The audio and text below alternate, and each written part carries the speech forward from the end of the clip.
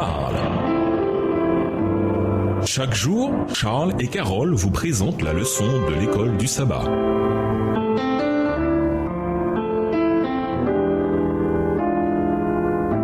Bienvenue dans votre émission Dieu nous parle. Nous voilà à la leçon 10, Enfants de la promesse. Étude de la semaine, Romains 9. Verset à mémoriser. Ainsi donc, il a compassion de qui il veut et il fait s'obstiner qui il veut. Romains 9, le verset 18. Ainsi qu'il est écrit, j'ai aimé Jacob et j'ai détesté Ésaü.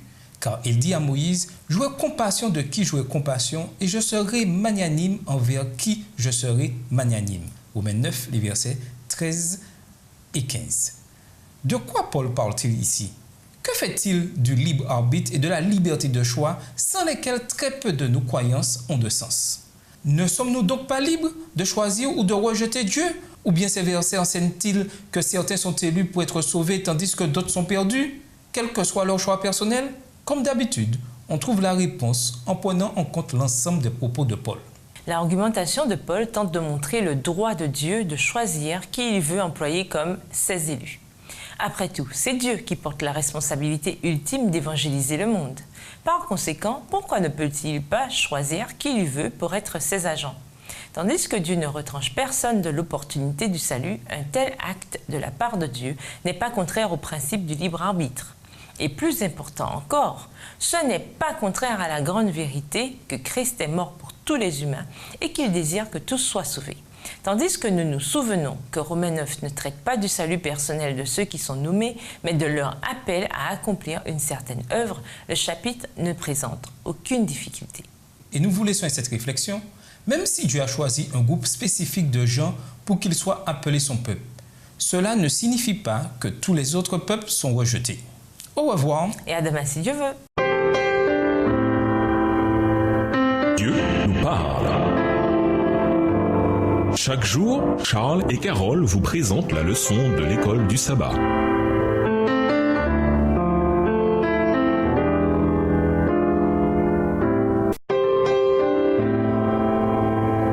Dieu nous parle. Chaque jour, Charles et Carole vous présentent la leçon de l'école du sabbat.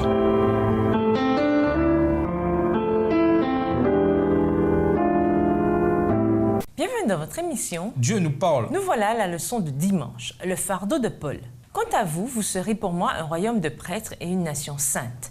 Voilà ce que tu diras aux Israélites. Exode 19, le verset 6. Dieu avait besoin d'un peuple missionnaire pour évangéliser un monde plongé dans le paganisme, les ténèbres et l'idolâtrie. Il a choisi les Israélites et s'est révélé à eux. Il voulait qu'ils deviennent une nation modèle afin d'en attirer d'autres au vrai Dieu. L'objectif de Dieu était le suivant. Par la révélation de son caractère à travers Israël, le monde serait attiré vers lui. À travers l'enseignement du service sacrificiel, Christ devait être élevé devant les nations et tous ceux qui regarderaient à lui vivraient. À mesure qu'Israël se multipliait, à mesure que leur bénédiction augmentait, le royaume de ce peuple devait élargir ses frontières jusqu'à englober le monde entier. Lisons Romains 9, les versets 1 à 12. Que veut dire Paul ici sur la fidélité de Dieu malgré les échecs humains? Romains 9, les versets 1 à 12. Je dis la vérité en Christ. Je ne mens point. Ma conscience m'en rend témoignage par le Saint-Esprit. J'éprouve une grande tristesse et j'ai dans le cœur un chagrin continuel, car je voudrais moi-même être anathème et séparé de Christ pour mes frères, mes parents selon la chair, qui sont israélites, à qui appartiennent l'adoption et la gloire, et les alliances et la loi et le culte, et les promesses et les patriarches, et de qui est issu, selon la chair, le Christ, qui est au-dessus de toutes choses. Dieu bénit éternellement. Amen. Verset 6. Ce n'est point à dire que la parole de Dieu soit restée sans effet, car tous ceux qui descendent d'Israël ne sont pas Israël. Et, pour être la postérité d'Abraham, ils ne sont pas tous ses enfants. Mais il est dit, en Isaac sera nommé pour toi une postérité. C'est-à-dire que ce ne sont pas les enfants de la chair qui sont enfants de Dieu, mais que ce sont les enfants de la promesse qui sont regardés comme la postérité. Voici en effet la parole de la promesse. Je reviendrai à cette même époque et Sarah aura un fils. Et de plus, il en fut ainsi de Rebecca qui conçut du seul Isaac, notre père, car, quoique les enfants ne fussent pas encore nés et ils n'eussent fait ni bien ni mal, afin que le dessein d'élection de Dieu subsistât sans dépendre des œuvres et par la seule volonté de celui qui appelle. Il fut dit à Rebecca, l'aîné sera assujetti au plus jeune. Paul est en train de construire une argumentation dans laquelle il veut montrer que la promesse faite à Israël n'avait pas complètement échoué. Il existe un reste par lequel Dieu a toujours l'intention d'agir. Pour établir la validité de la notion de reste, Paul se replonge dans l'histoire d'Israël. Il montre que Dieu a toujours été sélectif. Premièrement, Dieu n'a pas choisi toute la semence d'Abraham pour faire partie de son alliance, seulement la lignée d'Isaac. Deuxièmement, il n'a pas choisi tous les descendants d'Isaac, seulement ceux de Jacob. Il est également important de voir que cet héritage ou cette ascendance ne garantit pas le salut. Vous pouvez avoir le sang qu'il faut, la famille qu'il faut et même l'église qu'il faut et être quand même perdu, être quand même en dehors de la promesse. C'est la foi, une foi qui agit par l'amour, qui révèle ceux qui sont des enfants de la promesse. Romains 9, verset 8. Voyez l'expression dans Romains 9, verset 6. Car tous ceux qui sont issus d'Israël ne sont pas d'Israël. Quel message important peut-on y trouver pour nous, adventistes, qui, à de nombreux égards, jouons le même rôle à notre époque que les Israélites à la leur? Et nous vous laissons avec la question du jour. Est-il légitime de nous sentir meilleurs que les non-croyants parce que nous avons été sauvés? Au revoir. Et à demain si Dieu veut. Dieu nous parle. Chaque jour, Charles et Carole vous présentent la leçon de l'école du sabbat.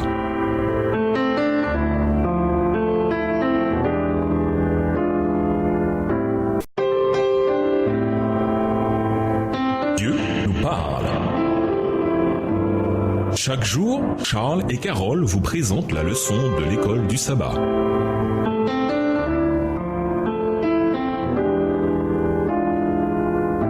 Bienvenue à notre émission. Dieu nous parle. Voilà la leçon de lundi. Élu. Il fut dit à Rebecca, le plus grand sera l'esclave du plus petit. Ainsi qu'il est écrit, j'ai aimé Jacob et j'ai détesté Ésaü. Romains 9, les versets 12 et 13. Comme nous l'avons dit dans l'introduction de cette semaine, il est impossible de comprendre Romains 9 convenablement à moins de reconnaître que Paul ne parle pas de salut individuel. Il parle ici des rôles particuliers que Dieu appelait certains individus à jouer. Dieu voulait que Jacob soit l'ancêtre du peuple qui serait son agence d'évangélisation particulière auprès du monde. Ce passage n'implique pas qu'Ésaü ne pouvait pas être sauvé. Dieu voulait qu'il soit sauvé tout autant qu'il souhaite que tous les hommes soient sauvés. Lisons Romains 9, les versets 14 et 15. Comment comprendre ces paroles dans le cadre de ce que nous avons lu? Romains 9, les versets 14 et 15. Que dirons-nous donc? Y a-t-il en Dieu de l'injustice? Loin de là. Car il dit à Moïse, « Je ferai miséricorde à qui je fais miséricorde, et j'aurai compassion de qui j'ai compassion. » À nouveau, Paul ne parle pas de salut individuel, car dans ce domaine, Dieu étend sa miséricorde à tous, car il veut que tous les humains soient sauvés. 1 Timothée 2, verset 4.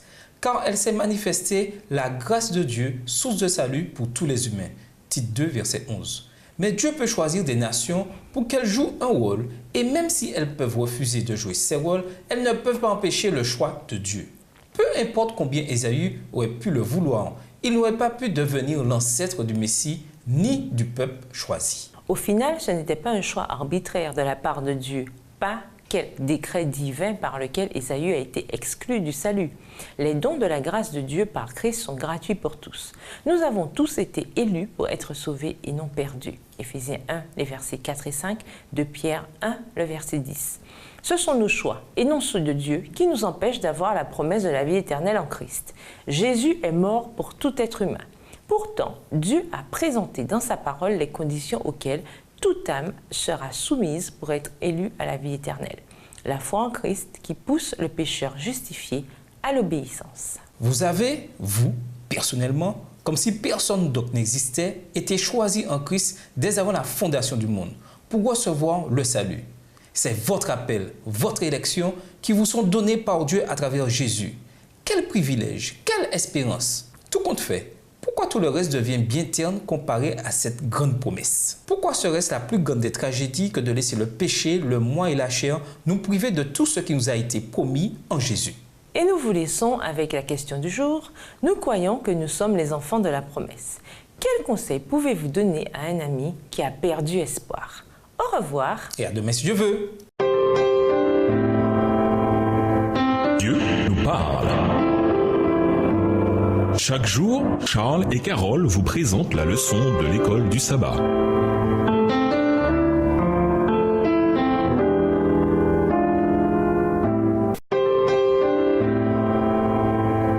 Dieu nous parle. Chaque jour, Charles et Carole vous présentent la leçon de l'école du sabbat.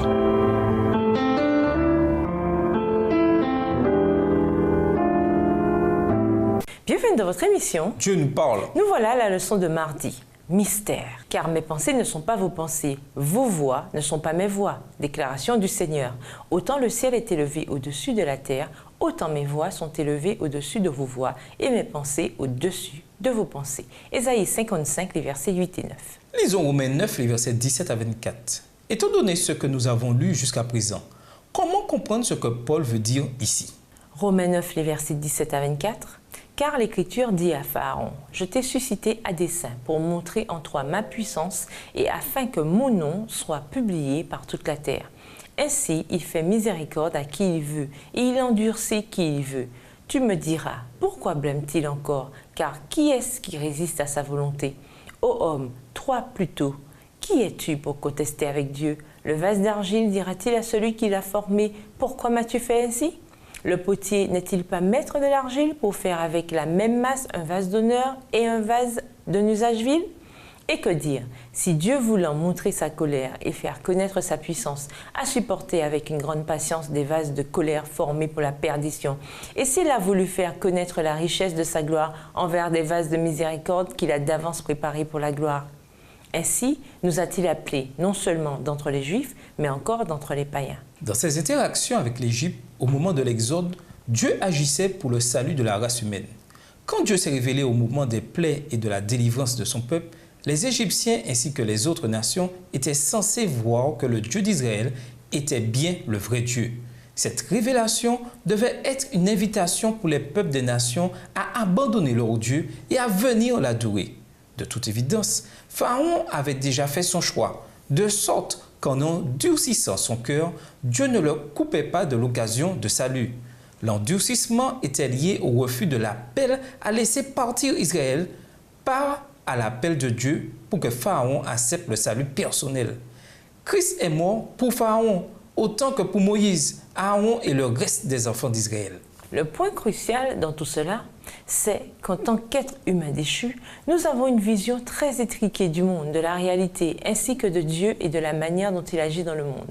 Comment peut-on espérer comprendre toutes les voies de Dieu quand la nature, partout où nous regardons, renferme des mystères que nous ne comprenons pas? Après tout, ce n'est que depuis 171 ans que les médecins savent que c'est une bonne idée de se laver les mains avant de pratiquer une opération.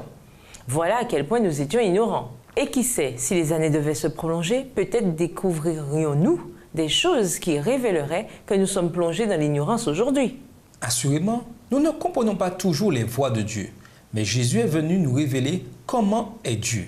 Jean 14, verset 9. Pourquoi, dans ce cas, parmi tous les mystères de la vie et les événements imprévisibles que nous traversons, est-il aussi crucial pour nous de méditer sur le caractère de Christ et ce qu'il nous a révélé sur Dieu et son amour pour nous? En quoi le fait de savoir quel est le caractère de Dieu nous aide-t-il à rester fidèles dans les épreuves qui semblent si injustifiées et si injustes? Et nous vous laissons avec la question du jour.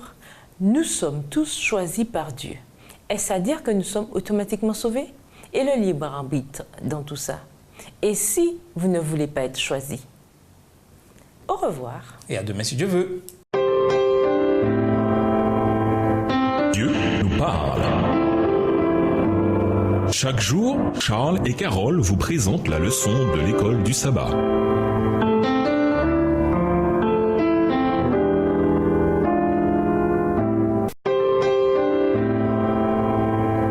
Dieu nous parle. Chaque jour, Charles et Carole vous présentent la leçon de l'école du sabbat.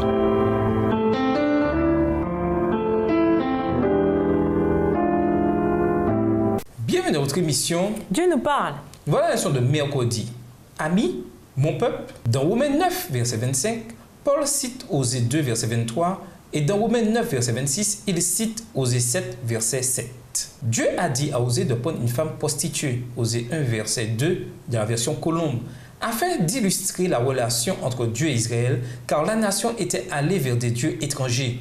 Les enfants nés de ce mariage recevaient des noms exprimant le rejet de Dieu et le châtiment d'Israël idolâtre. Le troisième enfant a été prénommé Lo-Ammi, Osée 1, verset 9, ce qui signifie littéralement « pas mon peuple ». Et pourtant, au milieu de tout cela, Osée a prédit que le jour viendrait où, après avoir puni son peuple, Dieu lui redonnerait un avenir, supprimerait ses faux dieux et ferait alliance avec lui. Voir Osée 2, les versets 11 à 19. À ce moment, ceux qui étaient Lo-Ammi, pas mon peuple, deviendraient Ammi, mon peuple. Du temps de Paul, les Amis étaient nous qu'il a appelés non seulement d'entre les Juifs, mais encore d'entre les non-Juifs. Romains 9, verset 24. Quelle présentation claire et puissante de l'Évangile. Un Évangile qui, dès le départ, était à destination du monde entier. Pas étonnant qu'en tant qu'adventistes, nous prenions part à notre appel d'Apocalypse 13, verset 6. Je vis un autre ange qui volait au milieu du ciel. Il avait un évangile éternel pour l'annoncer aux habitants de la terre, à toute nation, tribu, langue et peuple, la version Colombe. Aujourd'hui, comme à l'époque de Paul et comme à l'époque d'Israël, la bonne nouvelle du salut doit être propagée dans le monde entier. Lisons Romains 9, les versets 25 à 29. Remarquez à quel point Paul cite l'Ancien Testament pour illustrer ce qui arrivait à son époque. Quel est le message fondamental de ce passage? Quelle espérance y est offerte à ses lecteurs? Romains 9, les versets 25 à 29. Selon qu'il le dit dans Osée, j'appellerai mon peuple celui qui n'était pas mon peuple, et bien-aimé celle qui n'était pas la bien-aimée. Et là où on leur disait, vous n'êtes pas mon peuple, ils seront appelés fils du Dieu vivant. Ésaïe, de son côté, s'écrit au sujet d'Israël, quand le nombre des fils d'Israël serait comme le sable de la mer, un reste seulement sera sauvé.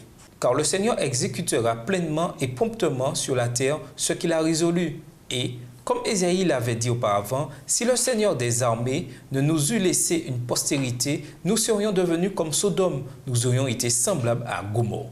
Le fait que certains des semblables de Paul aient rejeté l'appel de l'Évangile lui a causé une grande tristesse et un tourment continuel dans le cœur. Romains 9, le verset 2.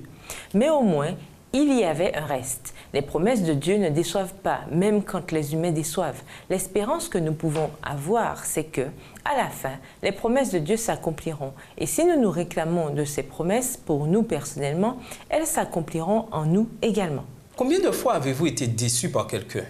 Combien de fois avez-vous déçu quelqu'un? Probablement trop pour pouvoir les compter, n'est-ce pas? Où doit se situer votre confiance à la lumière des leçons que vous avez retenues de vos échecs? Et nous vous laissons avec la question du jour. Jésus nous a dit d'apporter l'Évangile à toutes les nations. Y a-t-il des endroits plus près de vous où vous pouvez parler de Jésus? Au revoir. Et à demain si Dieu veut. Dieu nous parle. Chaque jour, Charles et Carole vous présentent la leçon de l'école du sabbat.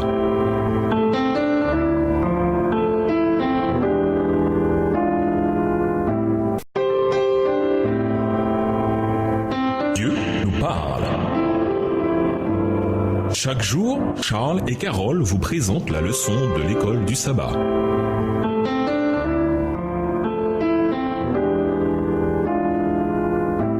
Bienvenue dans votre émission. Dieu nous parle. Nous voilà à la leçon de jeudi. Achoppement.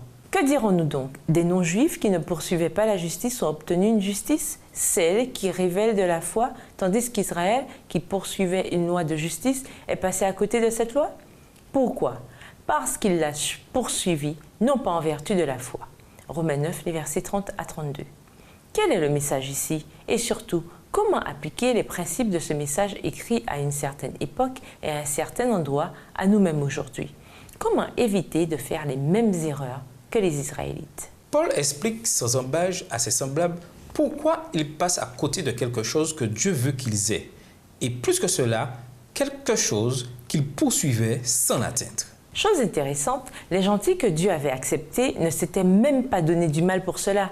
Ils poursuivaient leurs propres intérêts et leurs propres objectifs quand le message évangélique leur est parvenu.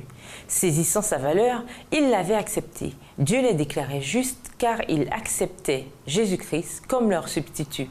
C'était une transaction de foi. Le problème avec les Israélites, c'est qu'ils s'achoppaient à la pierre d'achoppement.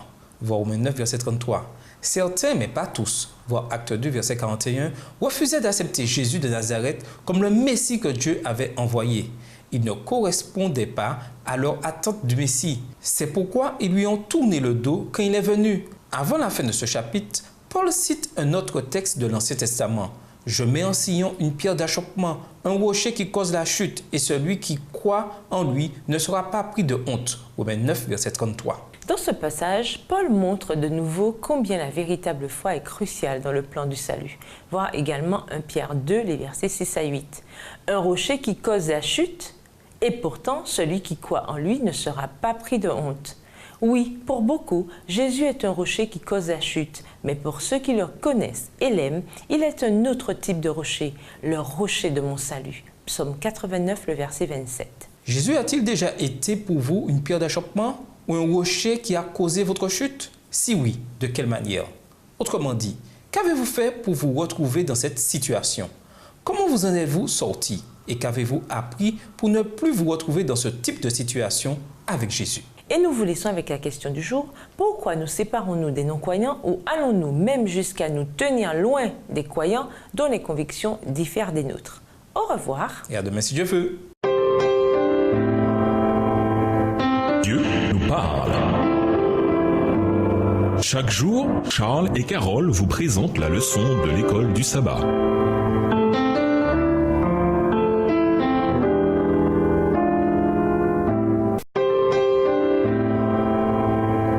Dieu nous parle. Chaque jour, Charles et Carole vous présentent la leçon de l'école du sabbat.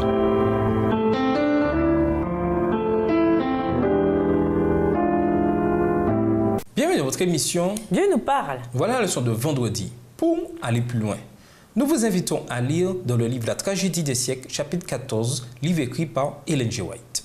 Il y a l'élection des individus et l'élection d'un peuple. C'est la seule élection que l'on trouve dans la parole de Dieu où l'homme est élu pour être sauvé.